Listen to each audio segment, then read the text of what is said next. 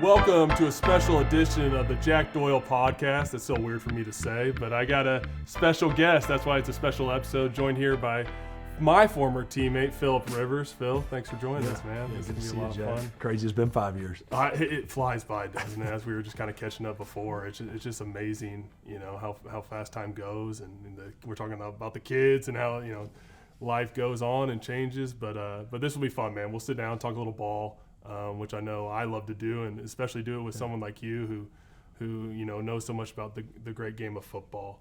So we'll kind of start off here. I know you've been asked this a lot, and I know and the reason I'm asking is because I love your answer that you've kind of given, throughout the past 3 weeks or whatever. But why come back and do this? Why come back and play and for the Colts? Yeah, it was it was as unique of opportunity as you can imagine it's been. It was just one of those you can't make this up kind of deals. And I did feel like I had a little ball left in me when I decided to step away after the 2020 season, but it was the right time. And I look back and I still believe that to be true. Yeah. It was just best for our family and everything that I was getting ready to do with the high school. And I was at peace. I mean, it was done, and this comes out of nowhere. And, Shane and Chris are just like, hey, you think you can do it? And I'm like, wait a minute, are we serious right now? And, so then you go through. I mean, it happens fast, right? You don't have this time like, well, I'll let you know in a couple of weeks. Yeah. It's like, no, we got to go this week. Yeah. And so it was a crazy 36, 48 hours, really, just wrestling with the back and forth. The reasons to do it. Well, I love to play. I still have that passion and fire to compete. And of course, my wife reminded me, well, you're going to have that when you're 60 and you can't go back and do it. I'm like, no, I know, but I actually still, I'm not in the same shape I was in, but I'd actually been doing quite a bit the last couple of months, so I actually felt strong. Mm-hmm. And then it's like, wow, it's at the Colts, with a place I was at last. There's 14 former teammates that are still here. Yeah. The coach that I love and respect, an offense that I've ran, so those things all lined up. But then for me, it was the doubt that kept creeping in. That you always hear go with your gut, and you're praying about it, you're talking about it with your close friends and family, and this doubt kept creeping in of, can I do it? Like, can I actually do it? And so that for me was actually swaying me away for a period of time. And then I got to where I was justifying that doubt. Like, oh, no, wait a minute, that doubt's okay. That's normal. 1,800 days you haven't played football and you're wondering, can you do it? That's probably okay to feel that way. Yeah. But I think that's what I had to get myself to say that is okay to feel that doubt. That's not a lack of belief, or it's just it's real, and that's okay. And so I actually went through, and you'll appreciate this because I know the respect you have for Frank Reich, who we loved as a coach and a man, a wise man. Yes. And I actually had a conversation with him a few hours before. I said, all right, I'm going for it. And I went through it kind of like this with him. And I said, so Frank, you've heard everything I've wrestled with, so why do it? Yeah. And it was a memory I always have, because his answer was, because you can. Yeah. And I was like, you're dang right I can. Just kind of like, it was just confirmation hearing from someone you trust and respect, among other people I talked to.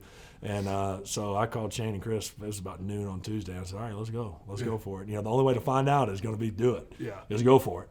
Because and the other part, Jack, I'll ramble, is getting myself to where I'd be okay with whatever the results are. It's like, all right, well, yeah, you'll do it if what? If we make the playoffs, you'll do it? Or if, it's like, well, I don't know what the results are going to be. And so I got to where I was like, I'll be fine with whatever. If I pop a calf in the first quarter of the Seattle game, it'll be a little embarrassing and humiliating. It's like, man, you did all this to last for 3 days. Yeah. But I was all right with it. You had to be all right with that. And I was. And so then I said, shoot, the only way to find out is you go for it. And because I knew I would regret it. If I was sitting at home that next week with having had the opportunity, I would have watched that Colts Seahawks game going, I should be there. Yeah. And so that was a lot. All that put together kind of got me. Tiffany was on board. She was most worried about my health, which, as you can imagine, my family was excited, a little nervous. My boys that are older now, Gunner, was a junior quarterback this past season. Pete will be a ninth grader. They were a little more looking at it like maybe we would. And they were like, dang, Dad, what if you throw 3 picks in the first game? Gunner was a little bit like, I mean, this is cool, Dad, but can you? Yeah. Whereas my older girls were a little bit like, we feel like we're going back in time. My younger girls just like, well, this is cool. Do it, Dad, for sure. We don't remember you playing. Yeah. They don't even think about the magnitude. They're just like, heck yeah, Dad, So all that came to where that we're sitting here. Here we are 3 weeks out. It's been 3 weeks exactly. And I my only regret is that we couldn't find a way to get it done. Yeah. But other than that, it's just nothing but gratitude and thankful for having gotten this opportunity. I mean, it's just so cool. I mean, and like you said, just having the fearless mentality to be like, just to go for it, right? Like people don't do that anymore, I feel like. And I don't know if you thought about this, you know, as you were kind of making your decision. Probably not. And just the influence this had on people all over.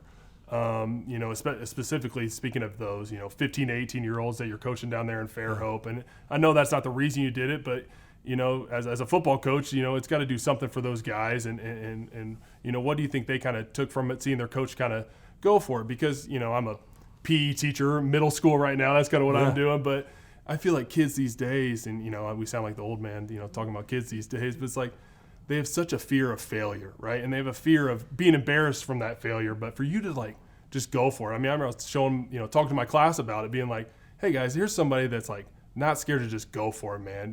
Did you think about the influence it would have on, you know, your football team and people all over? Yeah, I actually didn't. But I'm thankful that, you know, perhaps that it has had a positive impact. And I do agree with you, because I think that's what, and that goes back to me saying I'll be okay with the results, because I think as athletes, I mean, anything, right? Any endeavor, right. It's like, well, what if it doesn't go good? Well, it might not. And then we'll deal with it then. Yeah. You know, you'll deal with it then. And as time passes, everything is okay at the end of the day, you know?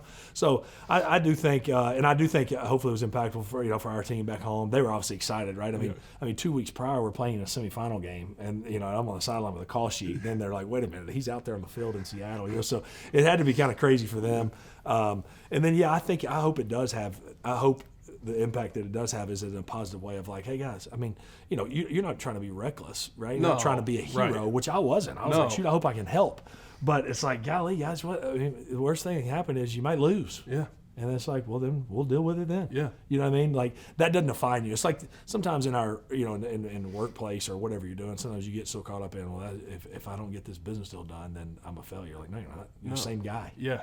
And it just didn't get it done. So learn from it and carry on. Yeah. Like you said, learn from it, right? Yeah. And carry on. I mean, that's just great. Like I said, I think it's a great lesson for not only young kids, but for people out there. I mean, great lesson for me. I mean, it was influential to me and seeing you come back and just go for it. But you mentioned, you know, talking about your high school team, and you mentioned Gunner playing quarterback, and you guys are running the same playbook down there. Was there a lot of, you know, getting up to speed coming in here, or, you know, learning the plays, or was it all pretty much, you know, what you kind of did with Shane back in, you know, San Diego, LA, wherever it was, you know, back in the day? A lot of carryover, a lot of similarities. You'd probably fit right. You'd step right in and go, I could hear the calls. Yeah. So it's a lot of similarities. Not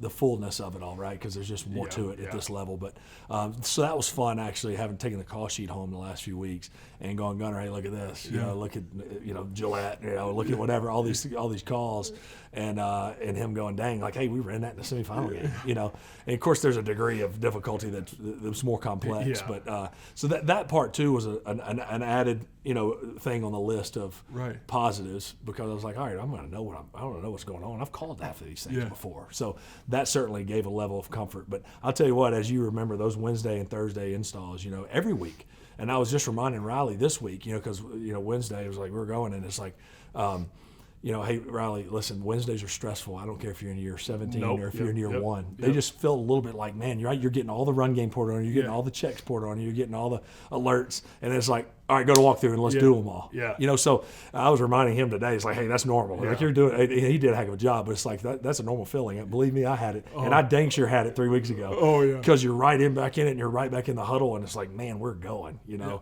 And I told Tiff, I was like, I don't remember having to study this hard in a while. And then you always prepared hard, but it was just like the little bit of, man, I was studying our stuff more than the opponent. Right. Because like, I got to be able to function. Yeah. Right. And but no, the offense familiarity has been fun, and even like some of our, you know, but the guys I coach, Gunner's teammates, right? They're like, this is cool. Like, we see some of the same concepts that they've been running. Yeah. And I've shown them clips of that 2020 year and stuff, so it was cool for them, and added coolness for them. Yeah. I mean, how cool. I mean, like you said, it's the same stuff. So, you know, the Monday night we could definitely we could hear a lot of the checks, and I was, you know, okay, here comes Tampa. You know, I know it's coming, right? And all this stuff. So did Gunner, you know, get into you about any misreads or anything like that? Oh, hey, Dad, you know, I was supposed to be in the flat here. You know, that's your first read. You know, we had the high 7 and the low 7. You know, the Clipper, yeah. And Gunner's like, Dad, I think you had the high one. And I'm like, I hear you, Gunner. I hear you. I don't think you fell off soon enough. You know? But so that was, and that's kind of how we've been watching the games the last 4 or 5 years. You know, even some Philly stuff, right? Because Nick's doing a lot of the same things. So we've been watching these games just as a fan and going, oh shoot, Gunner, you said they just ran dag, you know. And then now all of a sudden I'm back here running it. So it's been that's been an added piece of fun, you know, to the whole puzzle. Oh, that's fun. I mean, it was fun for me to watch. And so, you know, take me to Seattle, right? So, you know, you go through the crazy first week or whatever, and I kind of want you to compare, you know, nerves, whatever, anxious to go play or whatever it was, whatever, you know, you're kind of feeling in your belly and wanting to perform and all that fun stuff. So compare, you know, coming back after, you know, 4.5 years off to going to start a game against Seattle, right? And compare that to your first NFL start. You know, you can talk about your first NFL start. I love hearing about you know, the past career. Yeah, so my first NFL start was at Oakland. Okay. And it was Monday night. Dirt on the field. Oh, yeah, Monday Night Football. Yeah. The dirt was there. And I threw 11 passes. I was 8 for 11 for like 100 yards and a touchdown to Gates. And I remember throwing the touchdown to Gates, and that was my first one to him. Yeah. Of what would have been what became crazy number. Yeah. But I was excited, right? I mean, this is my first start. We're beating Oakland, but we only thrown 11 passes. So I went up to Gates like, yeah, this is the first of many. And Gates was like, man, get off of me, get out of here. You know, like if this is the offense we're going to run now that you're this young guy starting. I different kind of nerves, similar in some ways because of the time off, but yet once I got out there, and crazy enough too, with that, me and you were talking off camera about the COVID year. Yeah, it had been like 2,100 days since I'd been in a packed house, and it was at Kansas City. My last game was a Charger, right on the road, being a full house. So the noise and all that, I was like, dang, like this is it's real again. Minute, but it felt like, oh yeah, I remember this feeling. I remember this feeling. So.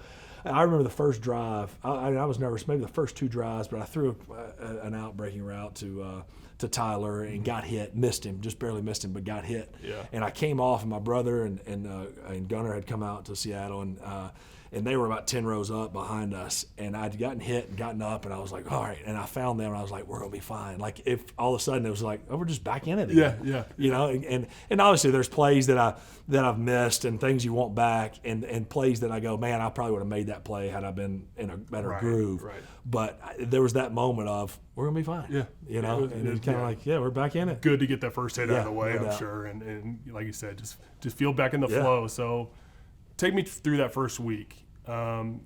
As you mentioned, it's chaotic, right? You know, they're throwing, you know, base, you know, game plan at you on Wednesdays, and then, you know, then it changes on Thursday. There's all these, you know.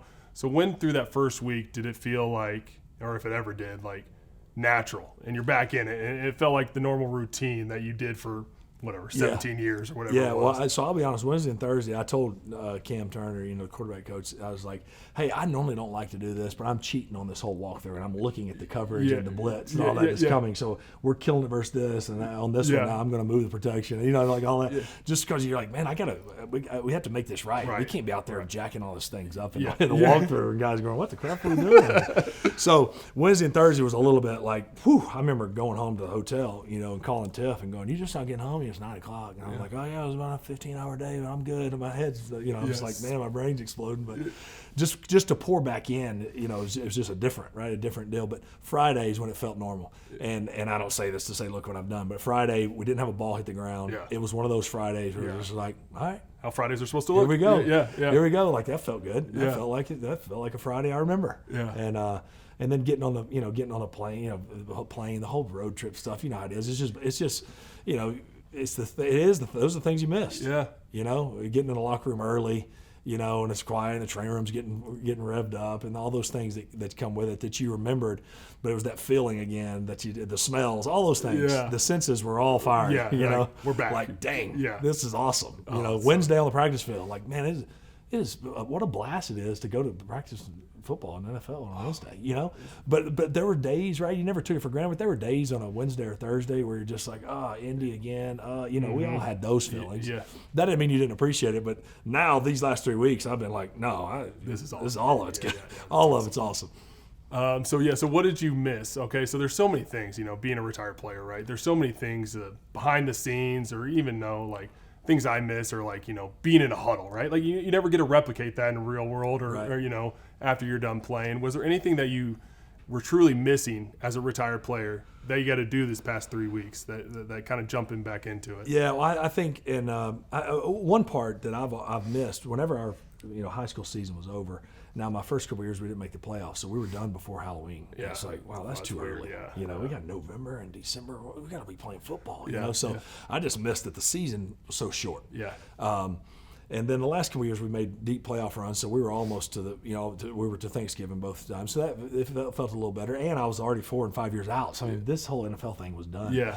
But I missed the high level scheme, ball stuff, figuring out these little details of when the nickels. You're the best at it. When the nickel's coming and all that. So, like that first blitz meeting in there with Tony and the guys was like, yeah, this is awesome. Like, golly. All those little things, just the locker room, the guys and all those little parts, here's the team meeting and then we're going to do this. Here's the mock game on Saturday. All those, the way the week kind of just, it's progressing mentally, right, and emotionally because you're gearing up for a big game. But it's winding down in terms of volume, right? Yeah. The Friday when you get done early, and it's like, oh gosh, you take a deep breath. Yeah. So all those things. I mean, I know I could rattle off all of them. I think ultimately though, and you get it a little bit as a coach in high school and being around guys, but I miss being a teammate. Yeah. I think just that. It was just that simple. And there's a lot of things that come with that, but it's just like, dang, I'm getting to be a teammate again. Yeah. Yeah, that's so good. Well, you're the ultimate teammate. I know that. And there's not a better compliment you can give someone, in my opinion, than being a great teammate. But all right, so I could hear you talk about football all day. So I got to know your favorite route to throw or concept and why it's your favorite. Yeah, for years and years, it was probably, the combination of a 7, right, or a nod, a corner or a nod. Yeah, and you hit Gates on it 1,000 times. A million of them. Yeah. And then I love throwing a Dover, throwing that deep over, and we hit a few of those in the last few weeks. So those were fun to hit. You hit Tyler on the first window. Yeah, that was sweet. Yeah, in so Seattle. I like any of those kind of high lows, those intermediates. I didn't really get to hit a big end. Missed a couple of those, but I like throwing a big end. But a Dover, anything isolated. We hit Tyler on a dag in the Jags game, which was nice. Kind of high low in that corner that got a little nosy on the shin. Any of those kind of things are always feel good, when you sneak in high-low somebody. The firm with an arc, as Norv taught me years ago. Throw that ball firm with an arc, and get it up and down. So, it was fun too to throw to, like, man, that was the other thing. I was a little bit like, hey, I know I can throw to stationary targets in the backyard. Right. It's like, these guys are about to be moving fast again. And when I came up that Monday and threw with Eli and Coleman, in the indoor, and they're flying on these Dovers and stuff, and I was hitting them, and I was like, all right, yeah, heck yeah, the fast dudes moving. It's like, it's a little different than, hey, Gunner, just scoot over there. Let me take a little drive. Oh yeah, I'm good. It was a little different, but as the time went, I got more and more confident that I was like, all right, here we go. It's back to how it used to be. All right, well, so we'll go back to, that's awesome, and I appreciate your insight on that because there's no one better at throwing that. Would you call it the firm with an arc? Firm with an arc. There's no one better at throwing. I mean, how many ends have we seen? The Chargers complete to who was it? Malcolm Floyd, Vincent Jackson, Keenan Allen. Yeah. I mean, so awesome. It's just the best. I figured you'd say Indigo was your favorite concept. That was my guess going into it. But so let's talk a little bit about that 2020 season. The one year we got to play together, and it was a blast, and we had a great group. And I guess my question is, and maybe the feelings came back up seeing you go back to the Colts, but it's like, man, I still think about that Buffalo playoff loss so much because we had such a good group, and I really feel like we were poised for a deep run. But do you think about it as much as I do? No, I did, and what brought it up? It brought up a bad memory of that game was we had we're running a similar concept in the red zone my first week here, where Pitt runs the shallow and then climbs back to the pylon. And I was like, Pitt, maybe we're going to get a do-over, because you're talking that much on that fourth down. Yeah. And there were a handful of plays in that game. But the season itself was awesome. It was so unique. And I thought, Frank, the whole organization did a great job, as I'm sure others did, of handling all the hoops we had to jump through to play a game. Yeah.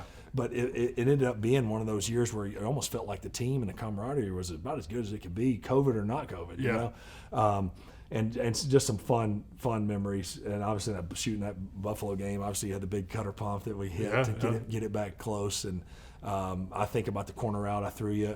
Was it Cincy in the comeback or the Jets comeback? Yeah. You might have been a little fuzzy when you landed. I had no comment, right? I was like, Jack, you good? And you spiked it. You were like, yeah, I think. I lost the ball. I had to find it and pick it back up and spike it. No doubt. We hit you on the Ivy against Green Bay. That was a fun one. That was probably my favorite game of that year, besides the comeback. The Cincy comeback was fun because they were down big. Yeah. But the Green Bay game in overtime was one I always look back and go, man, I wish it was a full house for that night. Yeah. Because we had 15,000 in there. Because that was a heck of a game and battle, and overtime win with the fumble, and then we drilled the field goal. But so many good memories from that year. Obviously, it ended as it does for everybody but one team. Right. Yeah. You don't get in the playoffs and you're sick for the missed opportunities, or you get in and you never expect to lose, right? And then it's just over. Yeah. It's just over like that, and I can put myself back walking up that tunnel, going, I think that's it.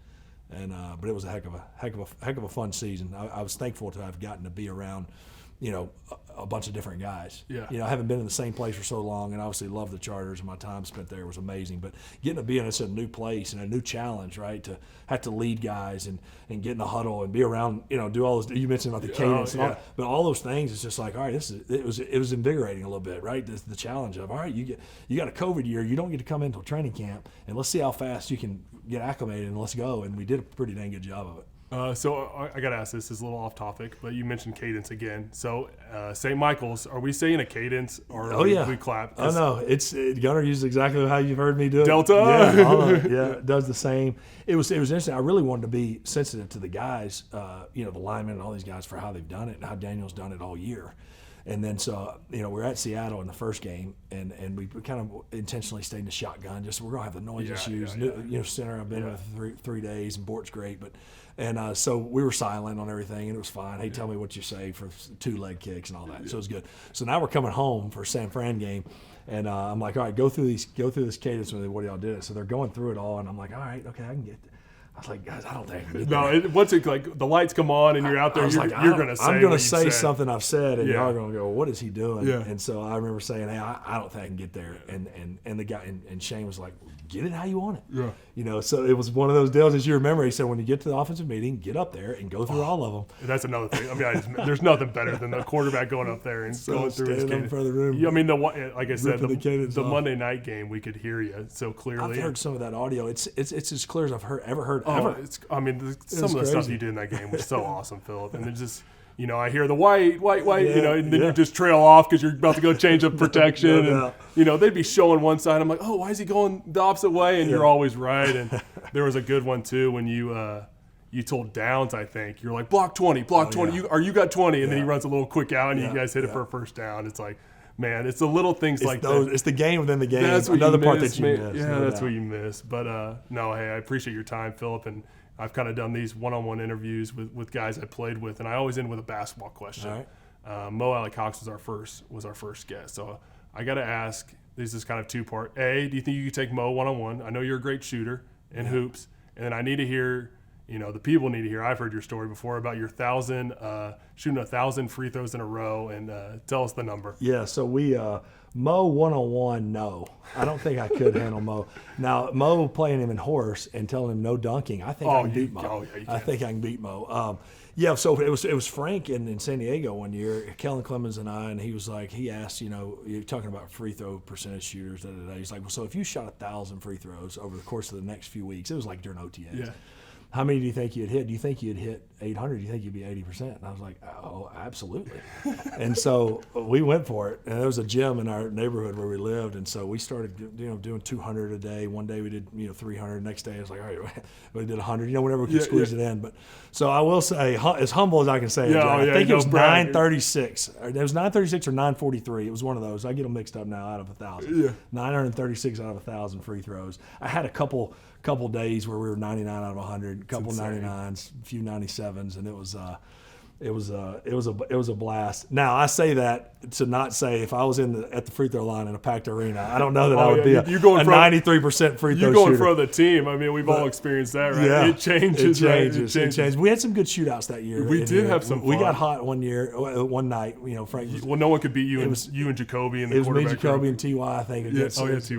Against a DB group or something. They didn't stand a chance. No chance. But Yeah, so that's I could shoot it, but yeah, I don't want Mo to back me down in the block. I'm good. No thanks. He'd probably throw an elbow or something like that. But hey, Phil, I really appreciate you doing this. I know you're busy and there's a lot going on, and as a former teammate of yours, and and speaking for all of football, if this is it or whatever, it's it. Well, we just appreciate all you've given to the game, and I'm being very serious. I mean, you're the ultimate competitor, and like I said earlier, there's not a better compliment than the type of teammate you were, and the millions, I mean, literally, of people, fans and all that, and then more teammates you played with, coaches, you've been around, you've touched so many people, and the way you carried yourself as a competitor and as a teammate, man, is.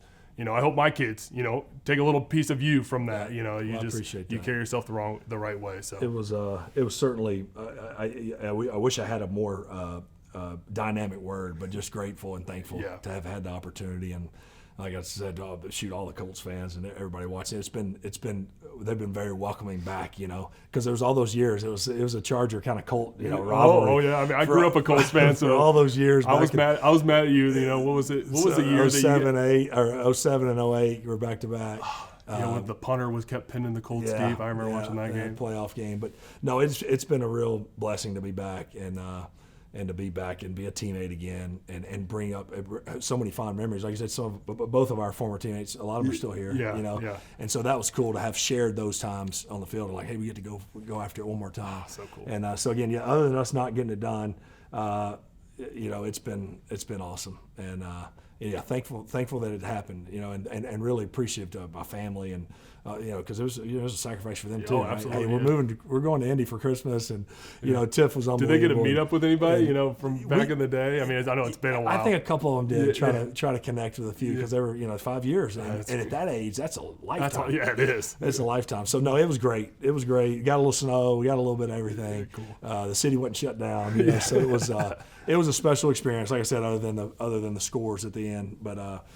Thankful for have gotten an opportunity. Excited to pull for Riley, this week in the finale and be there to support him and look forward to him making his first start and finish it off the right way. And I'll be right back at St. Michael, getting some off-season lifting going on. And school resumes here in early January. I love it. Well, thanks again, Philip. Really appreciate it. Thanks for listening.